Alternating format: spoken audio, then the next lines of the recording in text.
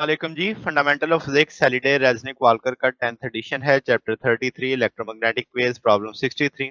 Fig दे दी गई है 33.60 जिसमें हमें बताया जा रहा है लाइट 90 डिग्री ट्रायंगल में एंटर हो रही है प्रिज्म में पी पॉइंट से और एंगल ऑफ इंसिडेंट थीटा है।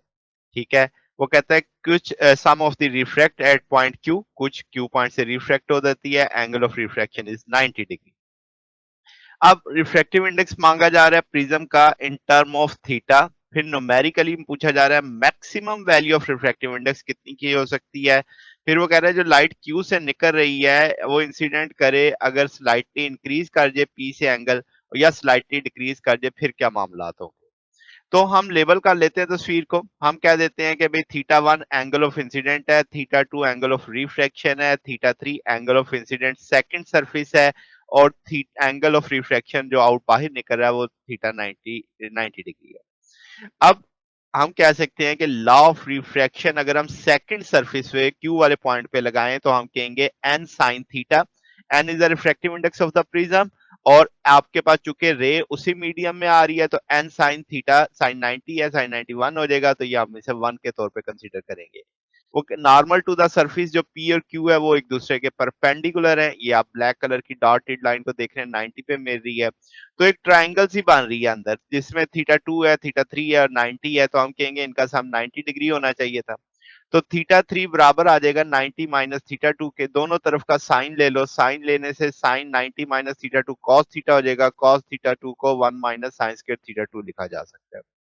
अब अगर हम क्यू पॉइंट पे रिफ्लेक्शन ला लगाएं तो एन साइन थीटा थ्री बराबर होगा एन एयर साइन 90 के, तो यहां से ये 1 के बराबर आ जाएगा आपके पास एन साइन थीटा थ्री। आप लिख लेंगे कि भाई ये 1 के बराबर है और साइन थीटा थ्री की जगह क्या लिखा जाएगा 1 माइनस साइन स्क्वायर थीटा। अब मुझे साइन स्क्वायर थीटा टू की वैल्यू चाहिए, तो मैं पी पॉइंट पे अब लॉ ऑफ रिफ्रैक्शन लगाता हूं तो अब आपके पास साइन थीटा वन बराबर आ जाएगा एन साइन थीटा टू के, तो साइन थीटा टू यहां से sine theta one by N आ जाएगा। ये वैल्यू उठा के इसमें डाल देंगे तो ये चीज बन जाएगी n square root one minus sine square theta two one n square और ये वन आ जाएगा। अब दोनों साइडों का स्केयर करेंगे, एन की वैल्यू मुझे चाहिए तो ये one plus sign square theta one के बराबर लिखा जा सकता है। अब ये एन की वैल्यू आ गई इन टर्म ऑफ थीटा। अब वो कह रहा है ग्रेटेस्ट पॉसिबल वैल्यू साइन की तो वन नहीं हो सकती है, तो वन अगर लगाते हैं वन प्लस वन टू, तो टू स्क्वायर रूट टू आ जाएगा 1.41। इसका मतलब एन की ग्रेटेस्ट मैक्सिमम पॉसिबल वैल्यू 1.41 ही मुमकिन होगी।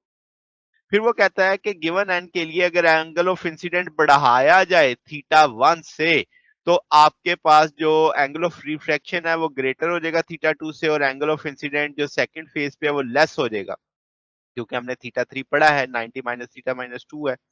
तो इसका मतलब क्रिटिकल एंगल टोटल यानी ये क्रिटिकल एंगल से लेस होगा तो लाइट आपके पास लीव कर जाएगी सेकंड सरफेस से और एयर में चली जाएगी।